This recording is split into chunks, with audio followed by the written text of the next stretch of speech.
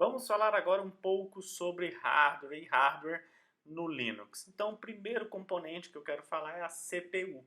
As CPUs elas são desenhadas com arquiteturas diferentes, ou seja, a forma como a CPU vai trabalhar todos os comandos que ela é capaz de fazer. Então, a CPU ela sempre vai lidar aí com zeros e uns, né, que são os bytes, né? E aí é a linguagem de máquina que sempre trabalha com 0 e 1 e as CPUs vão trabalhar com as formas para lidar com esse 0 ou 1. Então sempre vai estar transformando esses bits, esses bytes, em dados diferentes. E aí ela pode fazer essas transformações de dados com operações simples de adição, subtração, divisão, enfim, troca de bytes em espaços de memória. Então, como a CPU faz esse tipo de coisa determina a sua arquitetura, e a arquitetura determina os comandos básicos de máquina que aquela CPU é capaz de entender, né? Então, a maioria dos computadores desktop trabalha aí com arquitetura que a gente chama de x86, que é uma arquitetura que foi criada pela IBM lá nos anos 80, enfim, que nós temos essa arquitetura chamada de x86, né? E hoje nós temos a Intel, né, e a AMD que fazem aí processadores desse tipo de arquitetura, e a maioria dos sistemas operacionais para desktop vão utilizar essa arquitetura, né? Já os celulares e iPads e, enfim, dispositivos móveis, né, e tablets utilizam outro tipo de arquitetura que é chamado de ARM, né, que utiliza outros tipos de CPU que tem outras capacidades de fazer outras coisas. E aí o software ele precisa ser compilado para cada tipo de arquitetura de CPU para que ele possa traduzir aí os comandos de máquina de alto nível, né, como por exemplo abrir um arquivo, isso possa ser traduzido em um comando de máquina que possa ser entendido por uma arquitetura, né? E no Linux, o que vai mostrar para você qual o tipo de CPU que você usa é a gente dar uma olhadinha lá no proc CPU info, né? Vou dar até um pipeless aqui para a gente poder ver. E aqui nós vamos ver o número de processadores que o Linux encontrou e também o vendedor, né? Então esse é um processador Intel, uma CPU da família 6, né? Um modelo 94, aqui a gente fala que é um i7, né? 6820HQ, que tem 2.7 GHz, né? O GHz é a velocidade, os ciclos que essa CPU é capaz de fazer, né? Aqui nós temos o microcode, o cachê, né, a memória interna dessa CPU também é colocada aqui, e os flags, né, ou seja, o que essa CPU é capaz de fazer, e aí um compilador lê esses flags para poder saber o que ele pode ou não pode utilizar quando ele transforma, né, um programa, né, um código-fonte de um programa em binário de máquina para que ele possa ser executado. Se a sua máquina tiver mais de um processador, né, isso vai ser encontrado aqui no CPU Info, onde ele vai trazer as informações sobre cada processador da máquina. Então, a parte de processador, é importante você saber que tem a sua arquitetura, né? Essa arquitetura determina o tipo de software que vai ser rodado, e lá no Linux, com o proc CPU Info, a gente pode ver as informações do nosso processador. Agora vamos falar também sobre memória RAM. Então a memória RAM ela é um dispositivo, né, que pode armazenar dados aí, e ela é capaz de armazenar e lidar e mover com os dados nessa memória de uma forma muito rápida, né? Esse é o contexto da memória RAM.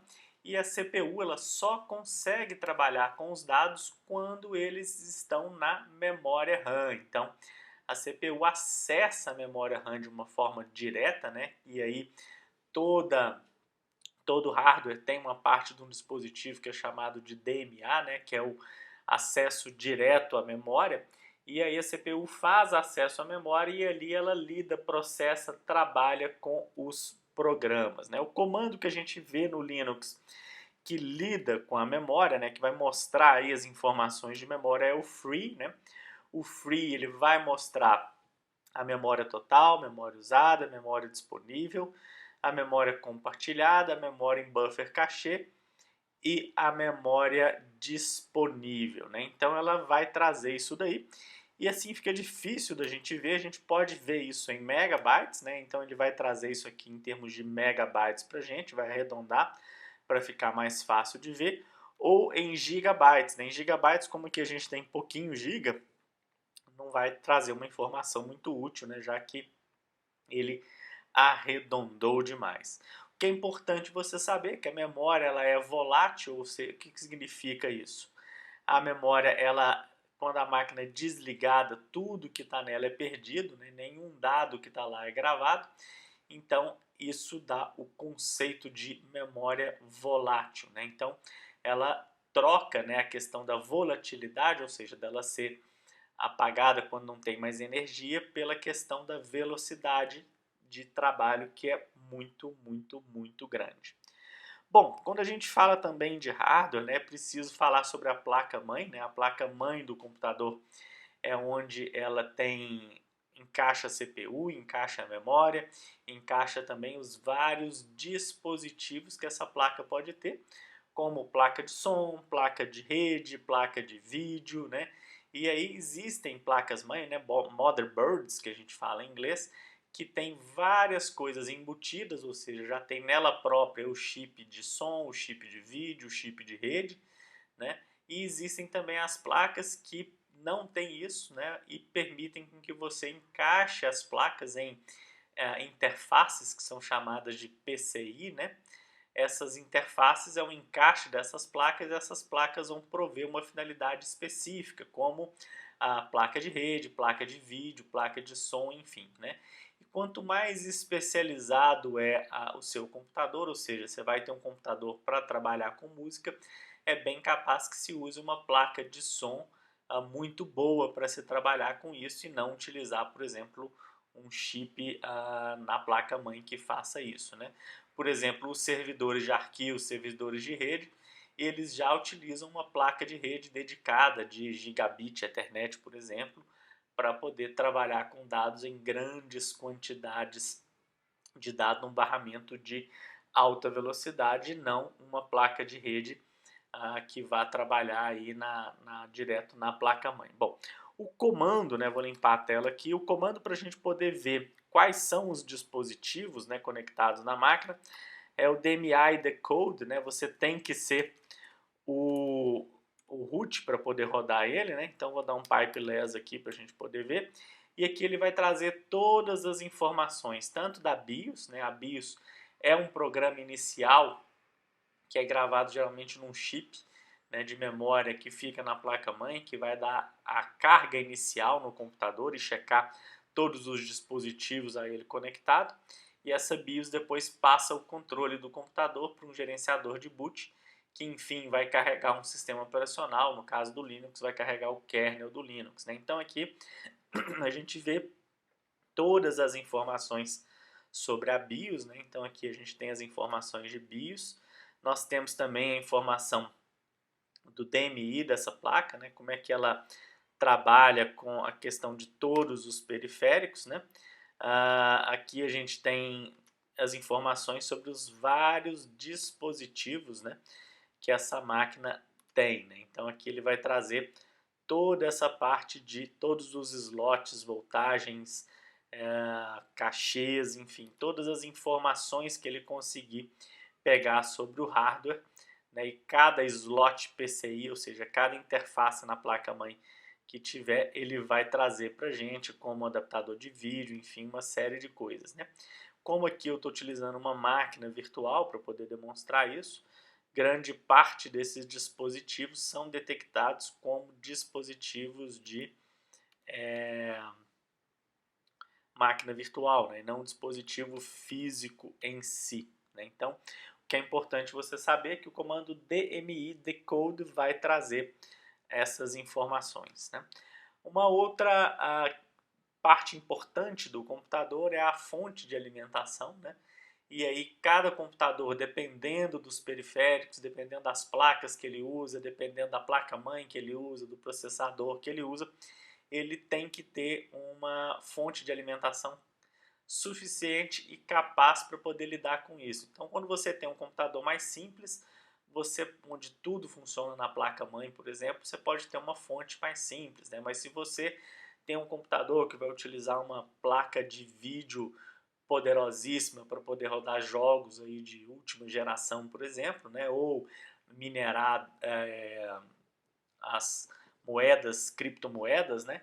Você vai ter que ter uma fonte de alimentação muito boa, porque essas placas, enfim, demandam muita coisa. É comum também nos servidores você ter mais de uma fonte de energia. Caso uma fonte falhe, o servidor não para de funcionar porque ele tem uma segunda fonte. E as fontes, elas têm vários conectores, né? Elas conectam às vezes não só na placa-mãe, mas também em algumas placas que requerem uma fonte direta ligada nelas, como por exemplo as placas de vídeo que são aí bem poderosas, né?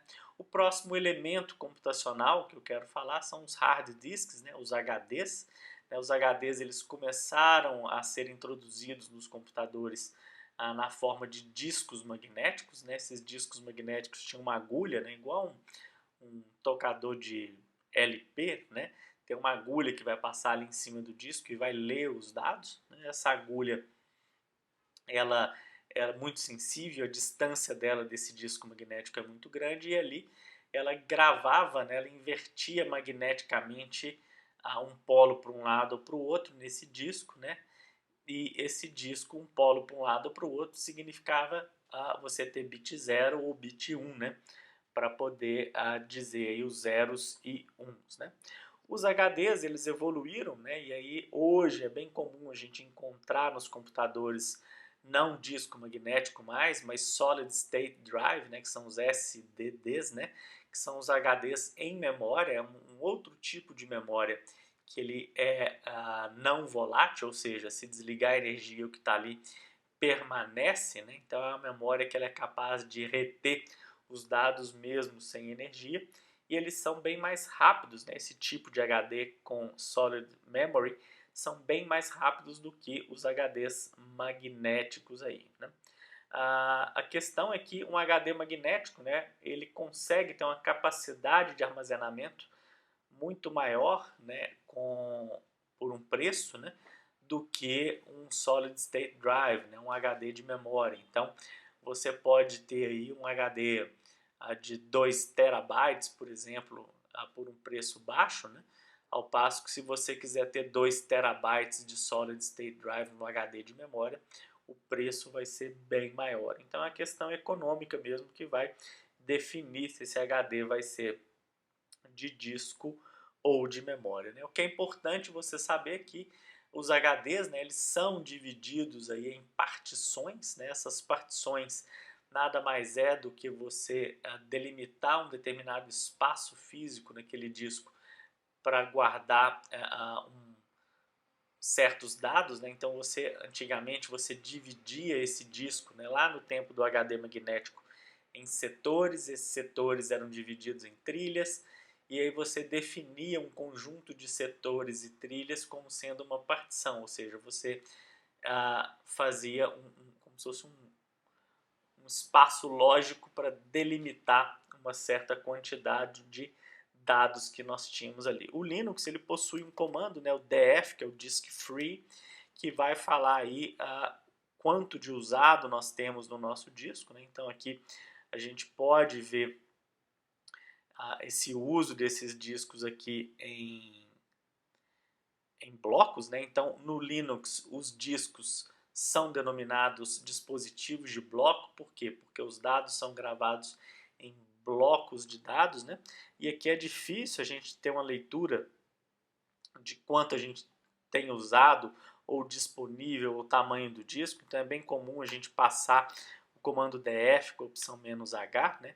Onde ele vai transformar aquele monte de número ali em algo mais palatável da gente ler, né? Então, por exemplo, eu tenho aqui o meu disco principal, né? Meu dev SDA, então todos os discos no Linux, todos os dispositivos de bloco no Linux, né? Seja disco de HD ou Solid State Drive, eles vão ser reconhecidos e vão ser colocados num diretório especial, que é o /dev, né? Então ali no /dev é de dispositivos, e ali todo disco no Linux, né? Geralmente nas novas distribuições, ele vai começar com a letrinha SD, né? Quando ele detecta um disco, e aí a ordem que ele foi encontrando os discos, né? Na ordem que o kernel foi encontrando os discos na máquina, ele vai colocando aqui as letras para cada disco. Então aqui a gente tem, por exemplo, SD, que denomina disco, o A é o primeiro disco encontrado. Se houvesse outro disco, seria SDB, se houvesse outro disco, SDC,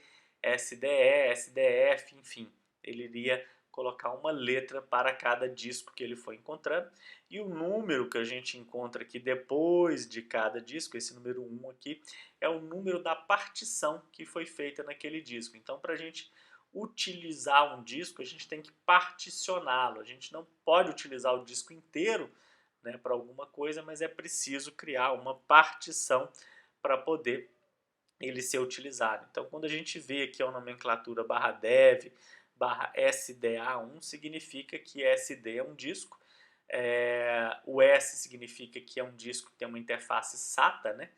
Então, existem vários tipos de interface. O SATA é de serial ATA, né? E tem também a antiga interface, que era paralela, né? Que era o PATA, né? E o SATA é a interface nova, né? Que significa o número de fios que tem no conector entre a placa-mãe e o disco, né? Então, o S ali é de serial, né? Serial ATA, o D de disco, o A que foi o primeiro disco encontrado e o 1 a primeira partição desse disco, né? Então isso é feito desta forma aí. Você também pode ver, vamos limpar a tela aqui, lá no /proc partitions, né? Você vê aqui as partições que foram reconhecidas no Linux. Então a gente tem aqui um disco, né? Um disco SDA. Aí nesse disco nós temos duas partições aqui, a SDA1 e a SDA2. Uma SDA1 menorzinha, né, que está montado como /boot, como a gente viu lá no comando df, e uma partição SDA maior, né, com uma capacidade maior, que deve estar montado uma outra parte do sistema. Em termos de CD-ROM, né, quando a gente fala de CD-ROM, o Linux geralmente reconhece como SR alguma coisa, né? Então o S de serial ATA, né? E o R é de read only, né? Read drive, né? Que seria um CD-ROM, um DVD-ROM, né? E aqui o número que ele encontrou. Então o primeiro CD-ROM na máquina seria o SR0, o segundo CD-ROM SR1, SR2, por aí vai, do que ele foi encontrado desses dispositivos aí de disco óptico, né? Não é muito mais utilizado com o advento aí dos pendrives, né? Com pendrives de alta capacidade. A gente tem pendrive comum hoje encontrar pendrive de 32 GB, 64 GB, enfim. Os pendrives com essa capacidade passaram em muito, né? Uma capacidade, por exemplo, de um DVD que é de 4.7 GB. Então, geralmente a gente já usa bem mais pendrive do que CD-ROM, ou baixa os arquivos da internet, enfim. Nos novos computadores nem vem mais o disco óptico, né? O Linux também possui um outro comando, que é o lsblk, né? Esse comando vai mostrar aí todos os dispositivos de bloco que foram encontrados, e aqui fica até mais fácil de você ver como é que o Linux fez essa divisão, né? Então aqui eu tenho o meu primeiro disco, né, o meu primeiro disco serial, né, o SDA. Esse disco ele é de 64 GB, igual está colocado aqui. Esse disco foi particionado em duas partições, uma SDA e a outra SDA2. A primeira partição, a SDA de 1 GB, ela foi montada para ser o /boot. Então ali no /boot vai ficar toda a parte de carga do sistema operacional e também o arquivo com a imagem do kernel, né? Então lá vai ficar o kernel do Linux, né? E o SDA2, né? Foi montado nele algumas partições lógicas em cima de uma partição física, né? Então aqui a gente tem uma partição lógica do root, né? Do meu raiz, do meu sistema operacional, né? Do meu sistema de arquivos, de 41 GB, onde foi montado ali o raiz, o barra representa isso. Também foi montada uma outra partição lógica aqui de swap, de 2 GB, né? O swap é uma partição ou pode ser um arquivo, né, que é chamado de swap, significa troca, né? E ali ele faz a paginação da memória e disco. Então o que acontece? Eu tenho uma determinada quantidade de memória RAM, mas eu estou rodando mais programas do que a quantidade que a minha memória RAM suporta. Então vamos supor que eu precise rodar ali 3 GB de programa e eu tenho na realidade só 2 GB de memória RAM. Ainda assim o computador vai ser capaz de rodar isso se ele estiver funcionando com swap. Então quando tem o swap, ele pega uma partição ou pega um arquivo e ali ele formata essa partição ou esse arquivo com um determinado modo especial, né, de blocos de dados, que ele chama de páginas, e ali ele faz a troca, né, entre o que está na memória, as páginas de memória com as páginas do disco. Ele vai fazendo essa troca de disco, memória, disco, memória, disco, memória, de forma que ele consegue estender virtualmente a memória RAM, como se a memória RAM, por exemplo, eu tenho 2 GB de memória RAM mais 2 GB de swap, é como se eu tivesse 4 GB de memória RAM, né? Mas na realidade eu só tenho 2 e ali ele vai fazendo a troca do que ele vai colocar cada hora na memória RAM para ser lido. Então, eu vou executar agora o programa Oracle Database, né? O processador vai executar isso. Então ele vai lá, carrega as páginas de memória do Oracle Database para a memória RAM e descarrega alguma coisa que está na RAM que ele não está processando naquele momento para o swap, e aí ele vai fazendo isso, né? E é claro que dá para executar mais programas do que a memória RAM que você tem permite, mas isso também torna as coisas um pouco mais lentas, porque essa troca de dados entre memória RAM e disco, mesmo que seja um disco de memória sólida, né, o Solid State Drive, isso causa uma demora aí do processamento do que se fosse só RAM. Então, um indicativo, né, se você der o free "-m" aqui, né, aqui, por exemplo, eu estou utilizando 23 megabytes do swap, isso significa que a minha máquina ainda está usando mais memória RAM do que ela realmente tem, né? Então aqui eu tenho 2 GB de memória RAM quase, usei 783, usei 973 para buffer, né? E livre eu tenho 77. Então ele lançou mão de usar 23 MB de swap. Então significa que se você tem uma máquina que está usando muito swap, é bom você poder, se você tiver condições, lógico, isso sua máquina permitir, lógico, você aumentar aí a memória RAM para você ter uma performance melhor para utilizar essa máquina, né? Então, isso é o que você precisa saber em termos de Linux para a questão do hardware.